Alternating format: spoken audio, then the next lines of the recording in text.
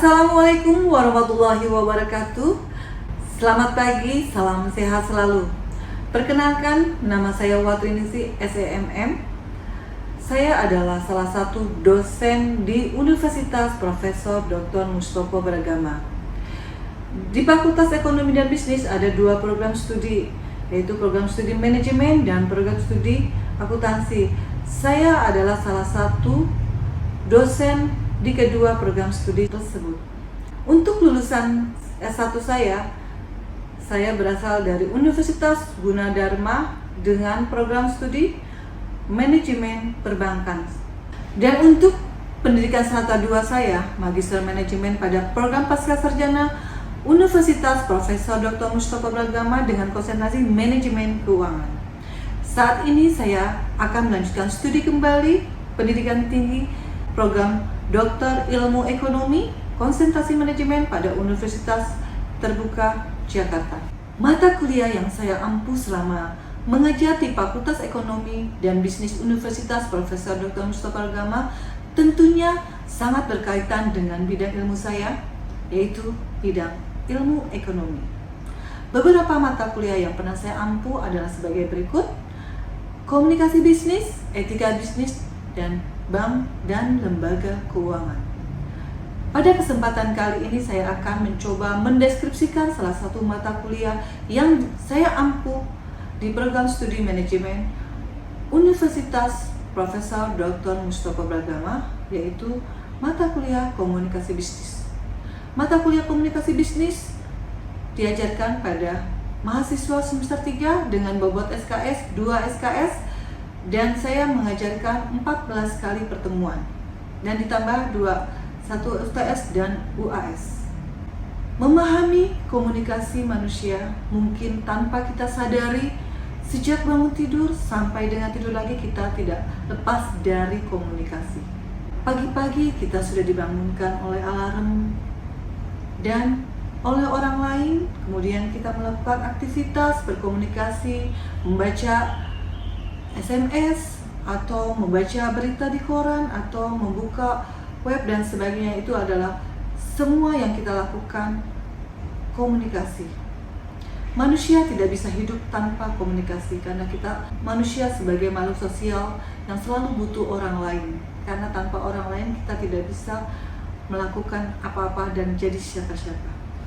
Komunikasi merupakan suatu hal yang tidak dapat dihindari oleh setiap manusia. Sebagai makhluk sosial, manusia dikodratkan untuk bermasyarakat dan berinteraksi dengan manusia lain dengan berkomunikasi. Mempelajari komunikasi berarti meningkatkan kemampuan berkomunikasi, yaitu menulis, berbicara, dan lain sebagainya. Di samping itu juga belajar menganalisis peristiwa komunikasi sebagai peristiwa sosial. Jadi dalam kegiatan komunikasi itu pada dasarnya ada 4 kegiatan, yaitu 1. Berbicara, 2. Mendengarkan, 3. Membaca, dan 4. Menulis. Komunikasi dapat diartikan sebagai proses pemindahan pesan dari komunikator kepada penerima atau komunikan secara langsung atau melalui saluran dalam rangka mengubah atau mempengaruhi perilakunya. Dalam ilmu komunikasi, para ilmuwan komunikasi berbagai konseptual komunikasi menjadi 3, yaitu komunikasi linear, komunikasi interaksi, dan komunikasi transaksional. Yang dimaksud dengan komunikasi linear adalah komunikasi satu arah atau one way communication, mengisyaratkan komunikasi sebagai kegiatan yang secara sengaja dilakukan untuk menyampaikan, untuk membangkitkan respon orang lain. Sedangkan komunikasi interaksi, yaitu komunikasi two-way communication, adalah komunikasi sebagai proses sebab akibat atau aksi reaksi yang arahnya bergantian. Adapun unsur komunikasi yang ditambahkan adalah feedback, baik sengaja maupun tidak disengaja. Komunikasi transaksional adalah komunikasi sebagai transaksi, tidak hanya menafsirkan pesan verbal tetapi juga perilaku nonverbal yang terjadi spontan dan simultan di antara mereka yang terlibat dalam komunikasi. Komunikasi dapat dilakukan dengan verbal dan nonverbal. Komunikasi verbal dilakukan dengan lisan dan tulisan, sementara komunikasi nonverbal menggunakan gambar, ekspresi wajah, gerakan tubuh, bahasa tubuh, dan lain-lain sebagainya untuk berkomunikasi dengan orang lain, contohnya mengerutkan dahi, untuk menunjukkan sedang berpikir, asbak ditaruh di meja untuk menunjukkan tamu boleh merokok, dan lain-lain. Komponen atau unsur komunikasi. Dalam komunikasi yang efektif diperlukan beberapa unsur, yaitu komunikator, pesan, saluran, komunikan. Komunikator adalah individu, lembaga, redaktur, kelompok, dan sebagainya yang berlaku sebagai pihak menyampaikan atau mengirim pesan kepada komunikan. Sedangkan pesan dibagi menjadi dua, yaitu verbal dan non-verbal. Verbal itu secara lisan dan tulisan, sementara verbal isyarat, gambar, dan simbol-simbol. Pesan merupakan seperangkat lambang bermakna yang disampaikan oleh komunikator.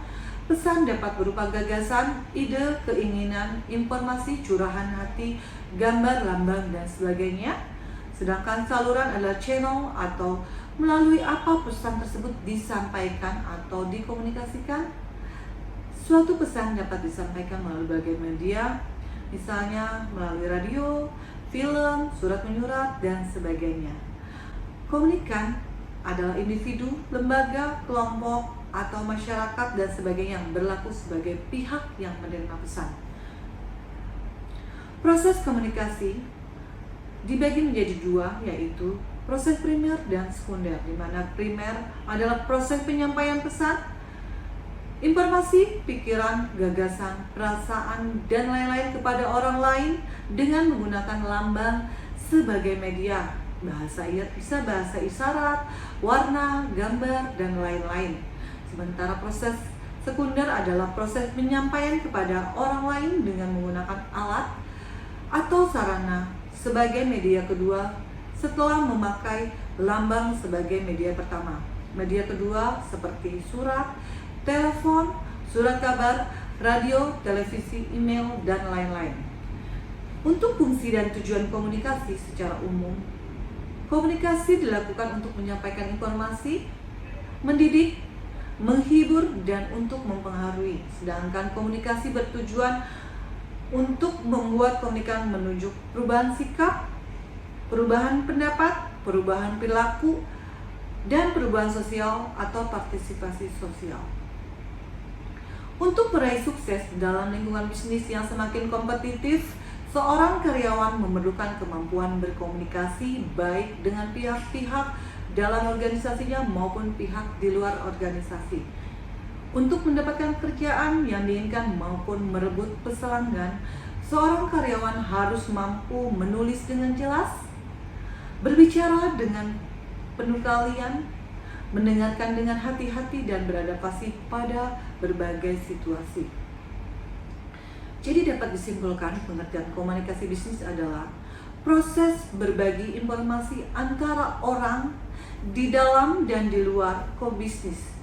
Komunikasi bisnis yang efektif adalah cara karyawan dan manajemen berinteraksi untuk mencapai tujuan bisnis. Jadi tujuannya adalah untuk meningkatkan praktek bisnis dan mengurangi kesalahan. Menurut Purwanto pada tahun 2003 mendefinisikan komunikasi bisnis sebagai kegiatan yang meliputi pengiriman dan penerimaan pesan-pesan antar dua orang, kelompok kecil, dan dalam satu lingkungan atau lebih dengan tujuan untuk mempengaruhi perilaku di dalam suatu organisasi. Unsur komunikasi bisnis. Komunikasi bisnis akan berjalan dengan baik jika unsur-unsur dipenuhi sebagai berikut. Tujuan komunikasi, pertukaran pendapat atau pikiran, informasi, gagasan, opini, dan instruksi yang merupakan isi pesan, saluran personal atau interpersonal, sinyal atau simbol sebagai alat dan metode yang dapat dipahami dan dimengerti oleh penerima untuk menyampaikan pesan, dan pencapaian tujuan sebagai hasil akhir. Jenis-jenis komunikasi. Jenis komunikasi internal ke atas. Komunikasi bisnis internal ke atas adalah komunikasi yang berasal dari bawahan ke manajer atau individu dengan adanya hierarki perusahaan. Komunikasi internal bawah adalah komunikasi internal yang mengalir dari atasan ke satu atau lebih bawahan. Jenis komunikasi ini bisa dalam bentuk surat, memo, atau arahan verbal.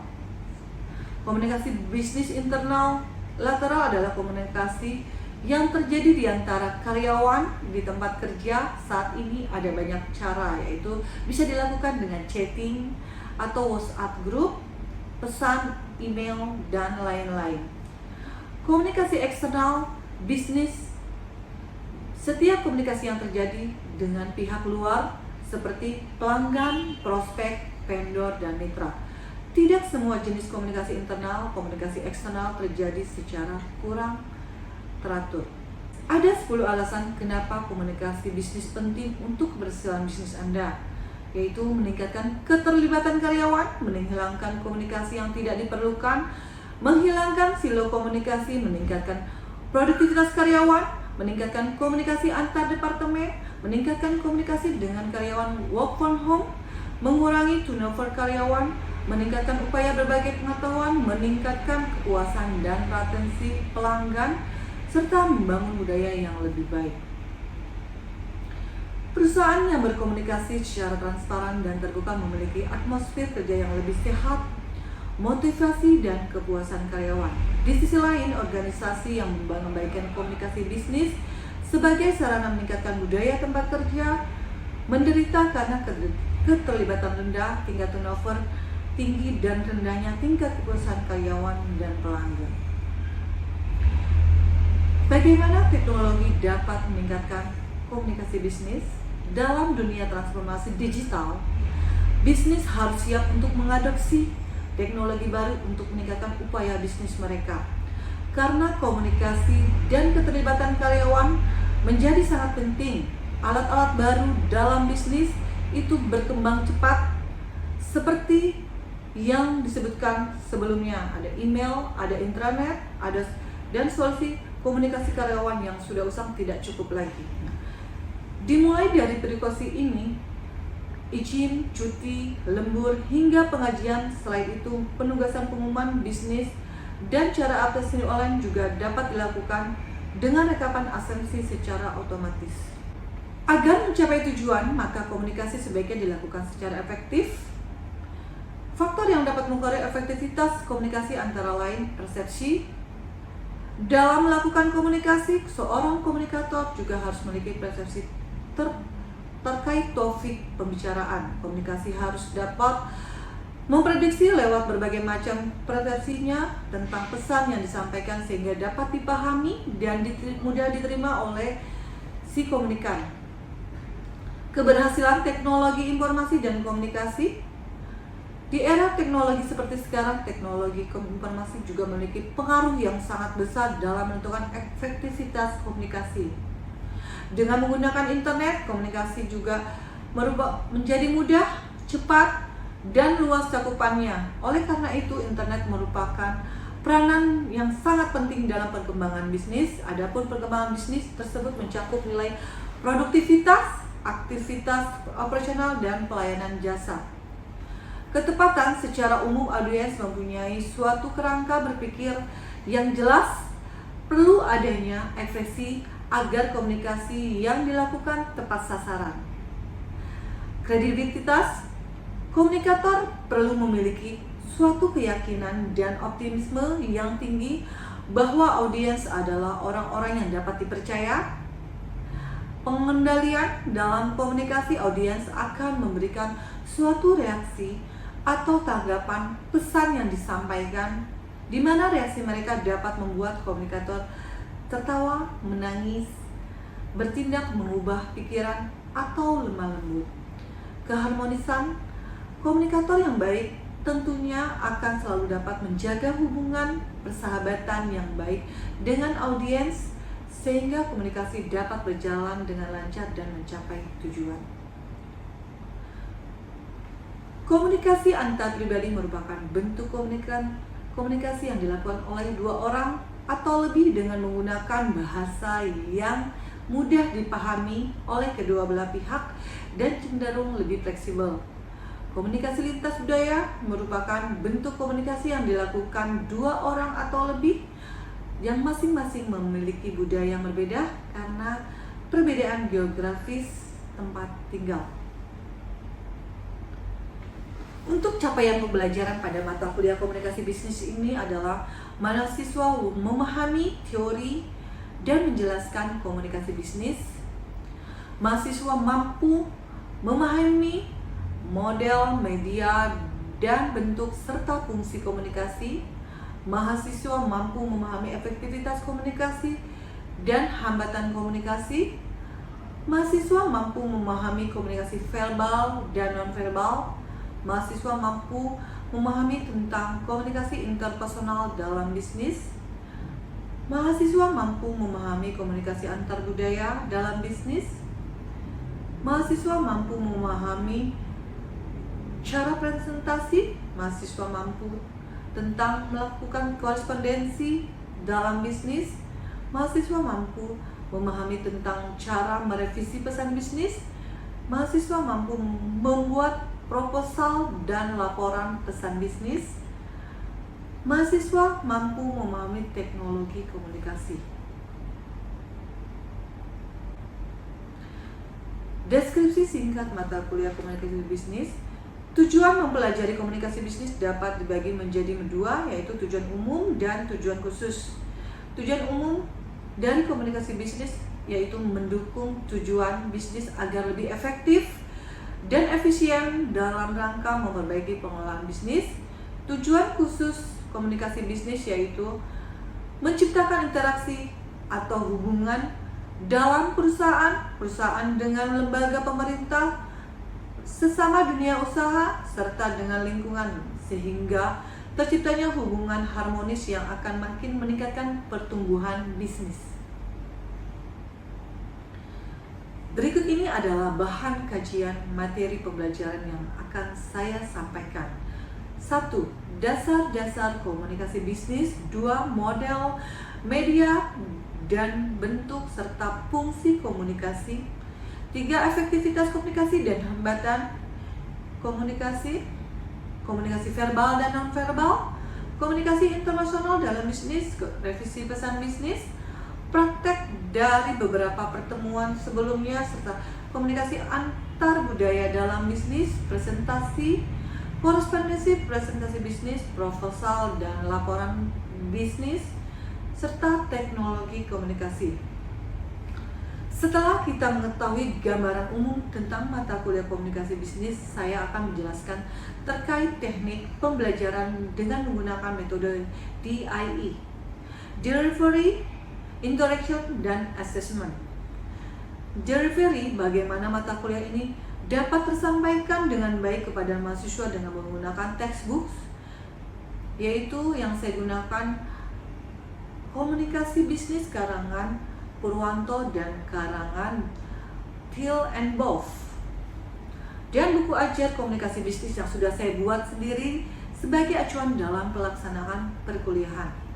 Setelah itu pertemuan saya akan menggunakan conceptual framework atau peta konsep yang memudahkan mahasiswa untuk mengetahui alur pembahasan dalam suatu materi. Dan ketiga, dalam strategi case methods, yaitu memberikan contoh kasus tentang komunikasi bisnis yang fenomena terkini kepada mahasiswa dan beberapa soal yang harus didiskusikan oleh mahasiswa. Biasanya saya akan memberikan latihan soal, lalu mahasiswa maju untuk menyelesaikan soal tersebut, atau mahasiswa tersebut mengerjakan soal melalui quiz yang saya kasih linknya, kemudian saya bagikan dan mereka mengerjakan. Hal ini dapat memicu mahasiswa lebih semangat dan termotivasi untuk mengikuti perkuliahan. Interaction, yaitu interaksi dengan mahasiswa dengan menggunakan beberapa media, diantaranya dengan MS Team yang di dalamnya terdapat materi-materi untuk mendukung pembelajaran secara sinkronis, dan dengan menggunakan WhatsApp group kelas yang digunakan untuk pemberian materi ataupun komunikasi antara saya dengan mahasiswa selama perkuliahan berlangsung. Assessment, dalam proses ini bagaimana cara saya untuk melakukan Evaluasi penilaian terhadap mahasiswa pada awal pertemuan saya akan menjelaskan terkait bobot penilaian. Bobot penilaian dengan kriteria 10% kehadiran, 20% tugas dan kuis, 30% UTS, dan 40% UAS. Untuk reward akan mendapatkan nilai plus bagi mahasiswa yang aktif dalam menyelesaikan kuis dan latihan soal, serta reward untuk yang mendapatkan nilai terbaik dalam pelaksanaan kuis. Untuk punishment dilakukan pengurangan nilai setiap keterlambatan pengumpulan tugas. Hal ini saya terapkan agar mahasiswa tepat waktu, disiplin dalam mengikuti perkuliahan. Selanjutnya, saya akan menampilkan proses pembelajaran yang saya lakukan pada mata kuliah komunikasi bisnis. Komunikasi personal terdiri dari komunikasi interpersonal dan komunikasi intrapersonal. Interpersonal itu apa? Komunikasi yang dilakukan pada diri sendiri. Untuk metode komunikasi, ada informasi komunikasi, ada komunikasi persuasif, dan ada komunikasi instruktif. Nah, sebagai komunikasi yang baik harus bisa mendengarkan dengan baik, ya, agar pesan yang disampaikan oleh komunikator itu tersampaikan tujuan dan maksudnya. Jadi kalau nggak ada si komunikator, ya komunikasi itu nggak akan berlangsung, nggak ada yang mau ngomong, nggak ada yang mau berbicara, ya kan? Timbul karena jabatan, tugas, wewenang, dan keinginan. Nah, kalau tugas apa? Kayak misalnya Anda sebagai manajer otomatis berkomunikasi dengan bawahannya. Sedangkan media adalah segala sesuatu yang digunakan oleh komunikator untuk menyampaikan pesan kepada pihak lain. Contohnya apa? Media yang kita pakai saat ini. Ya. Untuk faktor-faktor yang mempengaruhi komunikasi, ada apa aja?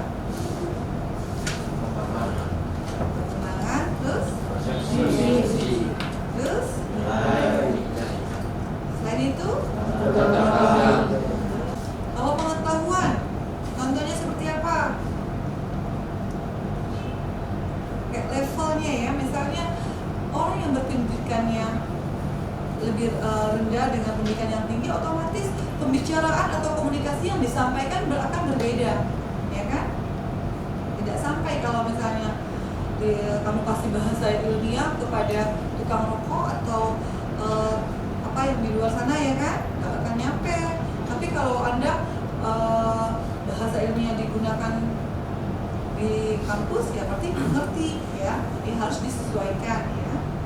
Baik, seperti biasa, dan saya sudah sampaikan di awal perkuliahan, untuk penilaian saya ada 4 kriteria: presensi, kehadiran, tugas, dan aktif di kelas, UTS, dan UAS. Oke? Warahmatullahi wabarakatuh. Waalaikumsalam warahmatullahi wabarakatuh. Selamat pagi semuanya. Pagi, Bu. Salam sehat selalu. Sehat, Ibu. Baik, sebelum kita lanjutkan materi berikutnya, kita akan mereview materi-materi sebelumnya atau materi minggu lalu yang telah disampaikan mengenai perencanaan pesan bisnis. Ada yang tahu bagaimana proses pembuatan pesan bisnis? Perkenalkan, nama saya Muhammad Salih Dedisi dengan NIM 2021-31004. Yang pertama itu ada perencanaan dengan isi 1. Maksud atau tujuan komunikasi. Yang kedua ada audiens yang akan menerima pesan. 3. Ide pokok dan pesan-pesan yang akan disampaikan. Terima kasih. Selanjutnya ada yang bisa menambahkan? Ibu, saya Zati dari Sekolah Diploma NIM 2021-018. Yang kedua adalah pengorganisasian yang isinya mengatur dan merangkai. Yang kedua merancang kata-kata yang baik. Ketiga ada paragraf, dan terakhir 4 ada kalimat. Nama saya Firdausy, NIM 2021-31019. Izin Bu, agar pesannya lebih tersampaikan. Berarti ada 3 yang harus dilalui dalam proses pembuatan pesan bisnisnya. Ada 1, perencanaan, 2, encoding atau pengorganisasian, 3, merevisi. Saya Muhammad Andar Mawan dengan NIM 2021-31005. Tujuan komunikasi di sini terdiri dari 3 bagian. Yang pertama ada memberikan informasi kepada audiens, yang kedua mempersuasi, yang ketiga melakukan kolaborasi. Oke, berarti kalian sudah paham proses pembuatan pesan bisnis dan tujuan komunikasi bisnis. Minggu lalu kita ada tugas mengenai pembuatan pesan bisnis atau pamflet dan sebagainya. Untuk kelompok 2 bisa ditampilkan contoh tugas yang saya berikan, dipersilakan. Assalamualaikum warahmatullahi wabarakatuh. Perkenalkan, nama saya Bagas Oktavianto dengan NIM 2021-31007. Kami dari kelompok 2 ingin mempresentasikan tugas, yaitu membuat pamflet. Dan di tugas ini saya berkolaborasi dengan Stephen. Saya di sini menyusun kata-kata yang digunakan dalam pamflet ini. Sedangkan saya sebagai editor yang membantu bagus dalam menjadikannya sebuah pamflet agar pesannya dapat disampaikan dengan jelas. Kalau dari saya ada agak kesusahan kalau membuat pamflet itu karena harus menggunakan kata-kata yang efisien, tidak terlalu panjang, tidak terlalu pendek, tetapi pesannya tetap tersampaikan dengan baik. Mungkin itu saja. Demikian contoh dari tugas yang telah saya berikan. Kelompok 2 membuat grand opening khusus hari ini, diskon 15%, ayam bakar Pak Gembus, sambelnya tiada duanya. Jadi sudah tersampaikan oleh si penerima ya, si komunikan atau customer ya. Kalian sudah paham ya? Untuk kuis saya sudah sampaikan linknya di grup WhatsApp. Jadi Anda bisa mengerjakan masing-masing. Waktunya 10 menit ya.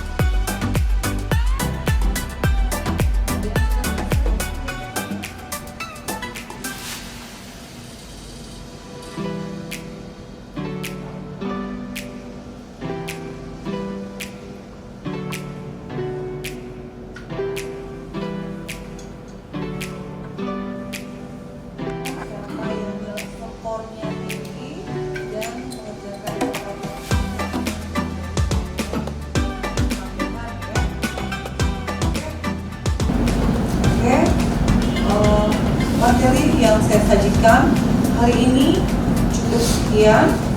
Karena kita awali dengan doa, maka kita akhiri pula dengan berdoa. Semoga apa yang telah saya sampaikan dapat mudah dipahami dan dimengerti dan dapat bermanfaat bagi kita semua. Berdoa menurut agama dan kepercayaan Anda masing-masing dimulai. Selesai. Billahi taufiq wal hidayah. Wassalamualaikum warahmatullahi wabarakatuh. Baik, itulah penjelasan dan cuplikan terkait salah satu mata kuliah yang saya ampuh, yaitu komunikasi bisnis yang dilaksanakan secara online dan offline. Semoga dapat bermanfaat. Tetap semangat. Salam sehat selalu. Wassalamualaikum warahmatullahi wabarakatuh.